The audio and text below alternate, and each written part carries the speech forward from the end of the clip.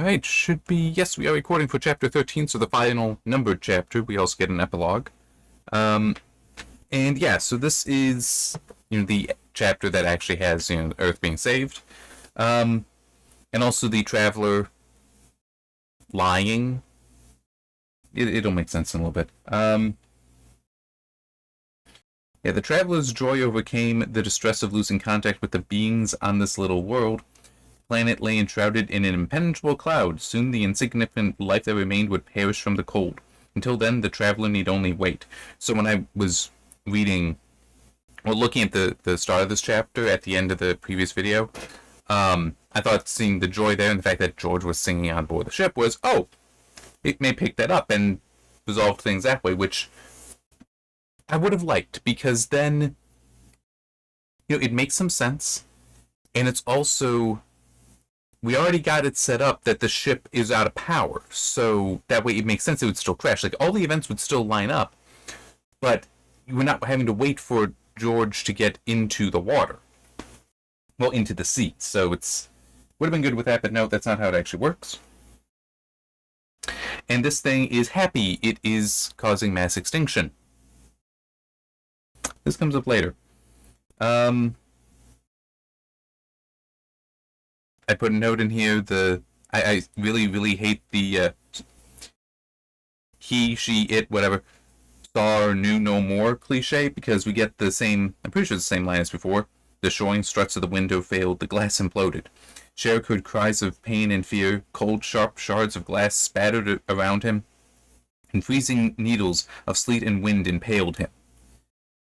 We don't get the line here of, and he knew no more, which it was something like that earlier, and I hate that line because it's, as I said, it's all, yeah, knew no more, until he woke up. It's such a worthless statement. Unless it is, dude's dead. Unless that's the case, he knows more. He just, I see no more. Oh, now I see. I mean, I hate it.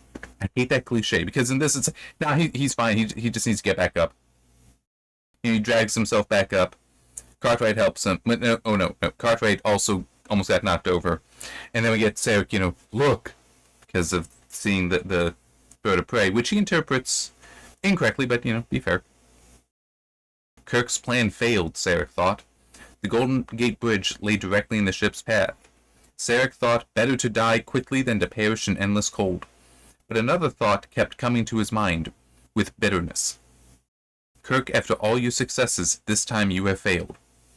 Sarek steeled himself for the explosion and the flames. The Klingon starship reached the bridge and skimmed beneath it and safely out the other side. Sarek remembered something Amanda once had said, something about blind luck. Would Vulcans not have that concept? I mean, it does seem like they should be familiar with it. But anyway, I still wanted to highlight it, just the whole... He thinks that they're about to fail because it isn't looking that good, and plus they just got the message about, hey, we're going to try to go back in time, and then it's, oh, we're seeing them here, they must have failed. Like, lost power and then have crashed on the ship, so then everyone back in time. Which it also does technically mean that there are two copies of the Bird of Prey at this time, because they sent the message, and then was a moment later that they would have actually gone through time. Whereas this, no, it does seem they're arriving at Earth immediately after the message. So, yeah.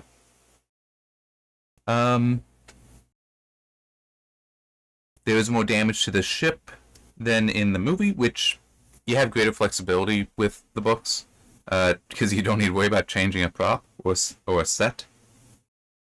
The juncture between the Bounty's neck and body ripped apart, water sprayed in all around. Wind whistled, blowing sea foam through the openings. So this actually makes some sense and helps it, because the way it's describing it is the back is what's sinking, so the command portion up front is still floating, kind of.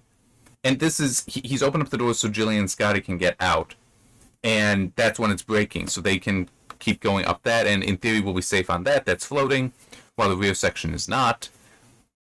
Why the rear is necessarily sinking while the front is not, I'm not sure. especially since, unless they closed a door, the neck is now broken. So water will be flooding in. They opened a hatch, so air is going to be able to flow out. It's not like you've got air pressure to keep that thing floating. So anyway, we do have the whole,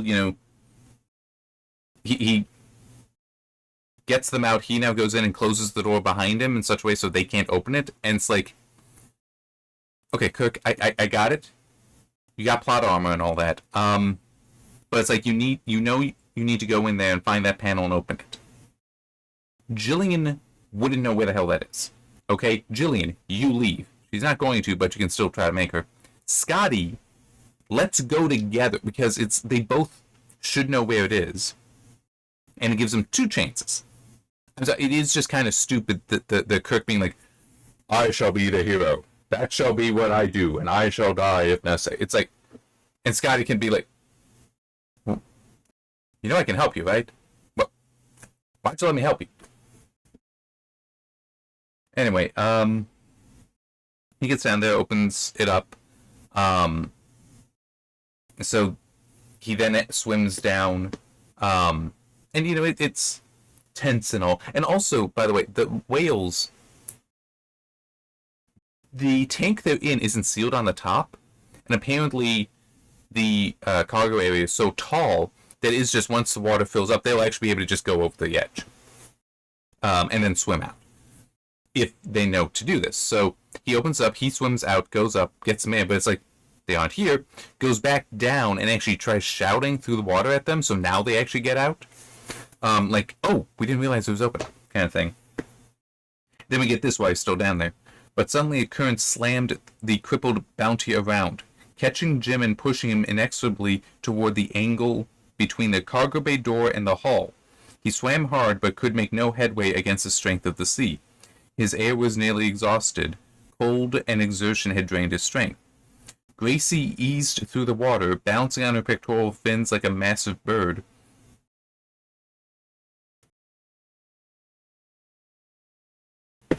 That's not quite right, but anyhow.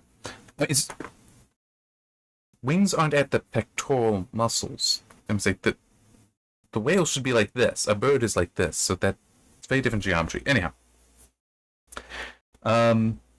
She slid beneath it, Jim on the powerful stroke of her tail. Her flukes brushed past him. In desperation, he grabbed and held on. The whale drew him easily from the grasp of the current and pulled him free of the ship. She glided upward, then curved her body so she barely broke the rough interface between air and water, in other words, the surface. She gathered herself, arched her back, and lifted her flukes. The vertical flip pulled Jim to the surface. Gracie sounded and disappeared. And then he does get spotted, and he goes over. But we do still get the line of, why don't they answer? Damn it, why don't they sing? It's like, this is part of the reason why I would have liked it if it was the probe was picking up George singing on the ship. Because I'm saying, why do they take a while? It doesn't really make sense. But also what follows doesn't make much sense either when we get to it. So it's they do start singing. And this confuses the traveler. But from a silent planet, a song replied. This is something that's never happened before. The information spiraled inward. Even at the speed of light, seconds passed before the song reached the most central point of the traveler's intelligence. Even in the superconductive state in which the intelligence operated, it required long moments to recover from the shock of a unique event. Superconductivity does not denote speed, necessarily. And also, it takes seconds. Even at the speed of light, seconds passed. It's like, before it could reach the most central point, it's like, how big is the traveler? The speed of light can go around the Earth multiple times within 1 second. Is this thing, like, actually dwarfing planets? Or is it just, Vonda doesn't understand how fast the speed of light is? I think it is that. It's just, again, science fiction so often gets scale wrong. It's annoying, but is what it is. But then we get to this, which is they're talking.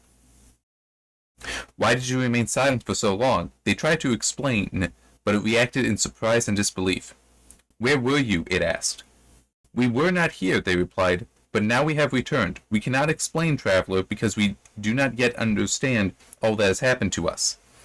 Then it does mention that by us, the whales are referring to both them personally and the species. Who are you? It asked. Where are the others? Where are the elders? They are gone, the whales sang with sadness. They have passed into the deep. They have vanished upon white shores. We alone survive. Your song is simple, the traveler said, chiding. It was not above petulance. Where are the tales you have invented in all this time, and where are the stories of your families? They are lost, replied the whale song. All lost. We must begin again. We must evolve our civilization again. Didn't have a civilization. We have no other answer. Traveler hesitated. It wondered if perhaps it should sterilize the planet anyway. Actually, I didn't really need that much, but yeah. So still wondering about that. But it's like, you didn't have a civilization. Civilization denotes certain established culture. And I don't think just what in theory would be an oral history counts. I mean, it's... Yeah. Sorry. I mean, maybe oral history is enough to count for that, but I don't quite think that that's what we can count here. This seems more like, no, that they are just animals. I mean, sorry, they're not that intelligent. There's also the issue of, why do they know the language to speak? Because it's been hundreds of years, and the way the traveler was described originally did have that this song is shared by many species, many worlds. And so it has been changing. It's changed by all of them. They all influence it. George and Gracie would know the version from hundreds of years ago. So why are they able to talk with the traveler now? And there's also... I mean, true, it wasn't initially making it sound like the traveler could read the signals, read the sound from across the galaxy. How? No idea. There's no explanation for that. But I mean, it is nonsense. It really is just such nonsense. But yeah, so the traveler's thinking, should I maybe just purge the planet anyway? But then we have to endure the pain of the world's silence, because organic evolution required so much time. However, the traveler possessed very little cruelty. What a fucking lie. This is traveler propaganda. We're not cruel. You were about to wipe out all life on a planet because you missed one species. And it's like, it's gone. And you're like, I'm going to erase everything here. How is that not cruel? How is it not cruel? It's everything else was insignificant. Excuse me? All the other life on the planet is insignificant except what I talked to. Let me get this straight. You think that that's okay to just wipe out all life on the planet? Yes, I do. Because it's insignificant. And you think that's not cruel? No, I don't, because it's insignificant life. Okay, let me be real with you, Mr. Traveler Probe thing. Sure. Humans. There's some species extinct because of us. Alright? You can say that's cool. It is cool. Yeah. But here's the thing. We tend not to do that intentionally. Like, we don't hunt species specifically to cause them to go extinct, right? What's your point? You're worse than us. How dare you are worse than us? Okay, you were about to just wipe out everything because you missed one species. You were just throwing a tantrum. And it's like, hey, I'm gonna wipe out all life on a planet because of a tantrum. We don't do that shit. What the hell's wrong with you? Go away. I mean, I'm sorry, but that is an issue with the story here. The larger story, the moral of the story, if you will, about how, we need to be nice here. And it's like, listen to the animals and be one with nature kind of stuff. That's kind of sort of in here. A little more abstract, I will grant, the whole being listening to nature stuff, because that's what the Traveler does. But the Traveler is evil. This is straight up evil. It's just like, I'm not cruel, but I do wipe out all life on a planet because I feel like it.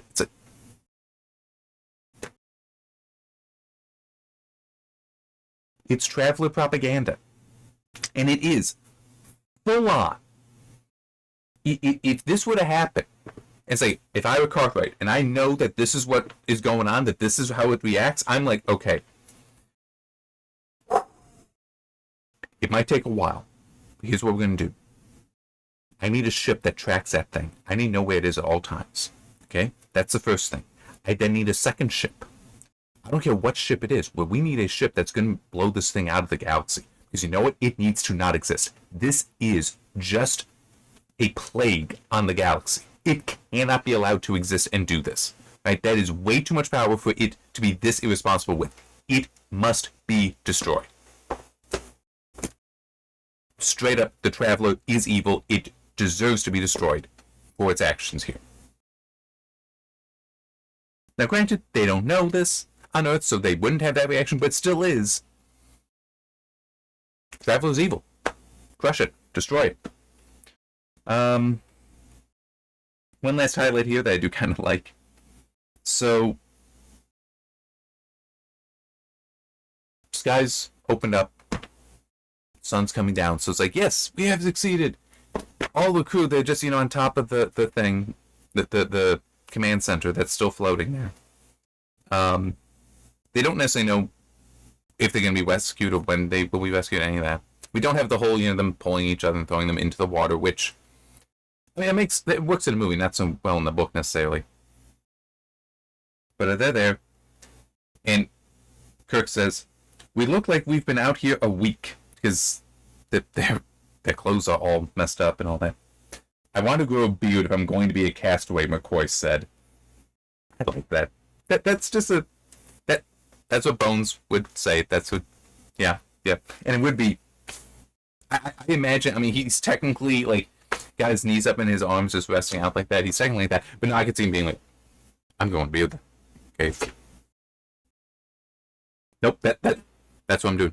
That is my protest to being it's either a protest to being a castaway or no, this is how I'm going to be a castaway, with a beard. I'm good with that. Alright, so just the epilogue left, which, I don't know all that's going to happen there. I did look a little bit at it, and I think it said McCoy walking towards the Vulcan embassy, so not sure why the Vulcan embassy is involved necessarily.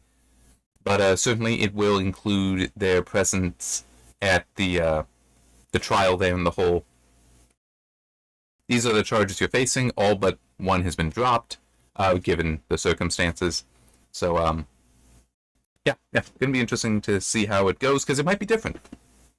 I don't know, because it might be different. The ending of the movie might not be exactly what was in the screenplay, or Vonda was given a little bit of a free hand. We'll see. We shall see. Goodbye.